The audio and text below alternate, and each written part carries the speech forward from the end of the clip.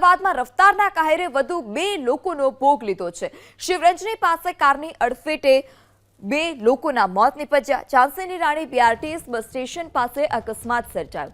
Car ચાલકે એક્ટિવાને ટક્કર મારતા 2 યુવકના મોત નીપજ્યા। અશફાક અજમેરી અને અકરમ કુરેશીનું મોત નીપજ્યું છે।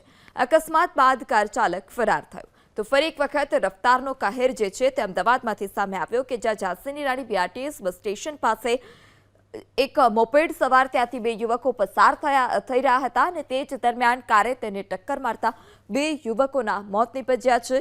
અકસ્માત બાદ કાર ચાલક ફરાર થયો ત્યારે હવે રફતારના રાજા ઉપર બ્રેક ક્યારે તે સૌથી મોટો સવાલ। અમદાવાદમાં ફરી એક વખત રફતારનો કહેર જોવા મળ્યો છે। શહેરના અલગ અલગ વિસ્તારોમાં અનેક વખત અકસ્માતોના બનાવો પણ બને છે અને અનેક લોકો પોતાના જીવ ગુમાવે છે। ગઈકાલે મોડી રાત્રે અમદાવાદના ઝાંસીની રાણી બીઆરટીએસ પાસે પણ આવો જ એક બનાવ બન્યો હતો।